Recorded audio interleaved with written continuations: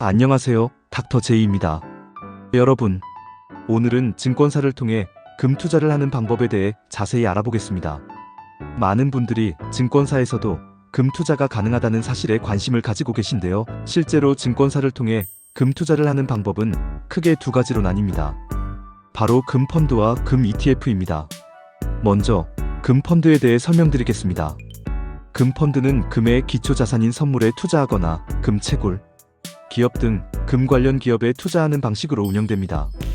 이 펀드는 금값에 따라 가격이 오르락 내리락 하지만 펀드 내에서 금 관련 기업들의 영업 실적이나 환율, 차익 등 여러 요인에 의해 실제 금값과 다소 차이가 발생할 수 있다는 점을 유의해야 합니다.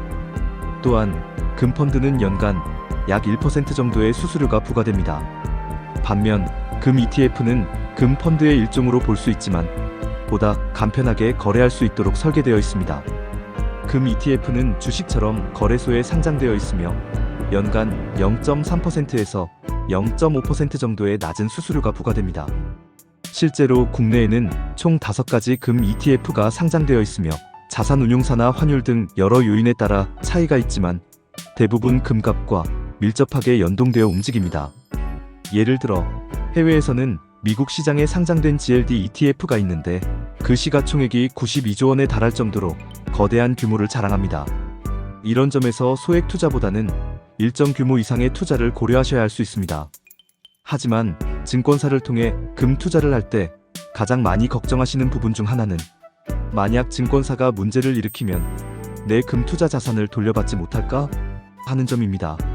사실 금 펀드나 금 ETF는 실물금에 투자하는 방식이 아니라 금 관련 기업이나 선물, 지수 등에 투자하는 간접 투자 방식입니다.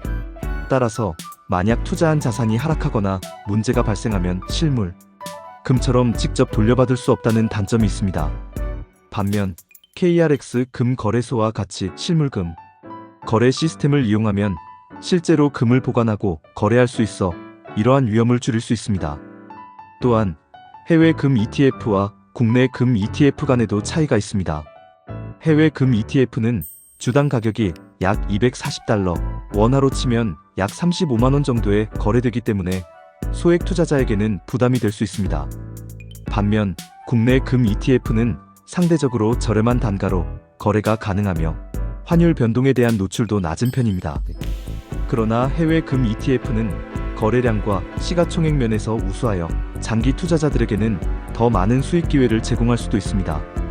또한 투자 수수료 측면에서도 금 펀드와 금 ETF의 차이가 있습니다. 금 펀드는 연 1% 정도의 수수료가 부과되는 반면 금 ETF는 연 0.30, 5% 정도로 수수료 부담이 훨씬 적어 수수료를 중요하게 생각하시는 분들께는 ETF가 더 유리할 수 있습니다. 마지막으로 투자 전에 반드시 고려해야 할 점은 환율 변동입니다. 해외 ETF에 투자할 경우 환율 변동이 수익률에 큰 영향을 미칠 수 있습니다. 따라서 투자 전 환율 동향도 꼼꼼히 살펴봐야 하며 소액 투자자라면 국내 ETF를 선택하는 것이 보다 안정적인 투자 방법일 수 있습니다. 이처럼 증권사를 통한 금 투자는 금 펀드와 금 ETF 등 여러 방식으로 이루어지며 각 방식마다 수수료, 투자, 자산의 형태, 환율 노출 등의 차이가 있습니다. 여러분께서 투자 목적과 자금 규모에 맞추어 신중하게 선택하신다면 보다 효과적으로 금 투자를 통해 자산을 관리할 수 있을 것입니다. 오늘 설명드린 내용이 증권사를 통한 금 투자에 대해 이해하는 데 도움이 되셨기를 바랍니다. 계속해서 다양한 금융 정보와 투자 팁을 공유해드리겠습니다. 감사합니다.